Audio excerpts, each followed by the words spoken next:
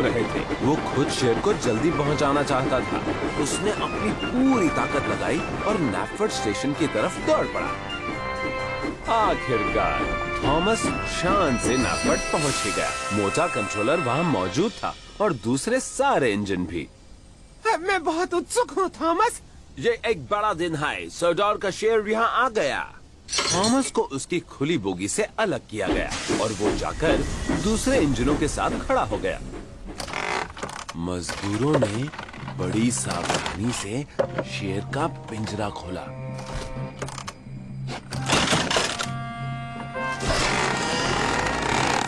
लेकिन सभी इंजन चौंक गए। सोडोर का शेर कोई सचमुच का शेर नहीं था, बल्कि एक मूर्ति थी जिस पर चाशनी, ताजी मछली और भूसा गिरा हुआ था। मोटा कंट्रोलर बहुत नाराज हुआ। थॉमस, ये क्या गंदगी मचाई है? गॉर्डन और जेम्स हंस पड़े। थॉमस बहुत शर्मिंदा हुआ। माफ कीजिए, मैंने सोचा कि मेरे पिंजरे में असली शेर है। मैं उसका खास ख्याल रखना चाहता था। मैं नहीं जानता था कि सोडोर का शेर एक मूर्ति है। अब मोटे कंट्रोलर ने थॉमस को सोडोर के शेर की पुरानी कहानी सुनाई, जिसे दूसरे इंजनों ने भी ध्यान से सुना।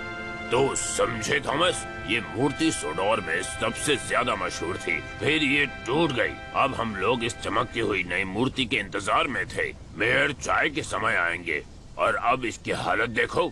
मैं इसे तब तक साफ कर दूंगा सर। मेरा वादा है। ये सोडोर का शेर चुटकी बजाते ही फिर से चमकने लगेगा। बहुत अच्छे थॉमस। थॉमस अपनी बेवकूफी समझ चुका था। जाने दो थॉमस, मुझे भी तो नहीं पता था कि सोडोर का शेर एक मूर्ति है।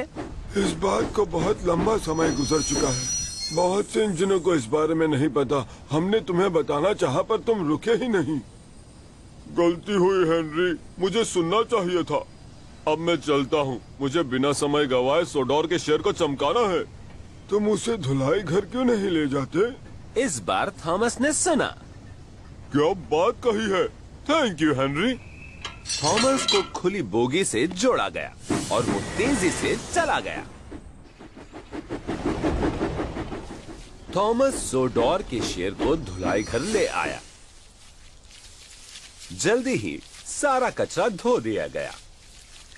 ये पहले से ठीक दिखता है थॉमस। पर ये मूर्ति चमकती नहीं है। तो इसे कारखाने ले जाओ थॉमस। वो इसे पॉलिश से नया और चमकदार बना देंगे। इस बार थॉमस ने सुना। थैंक यू एडवर्ड, तुमने अच्छा तरीका बताया। विक्टर जानता होगा कि क्या करना है। और थॉमस तेजी से चला गया। थॉमस सोडोर के शेर के साथ कारखाने पहुंचा। कारीगरों ने उसे तब तक पॉलिश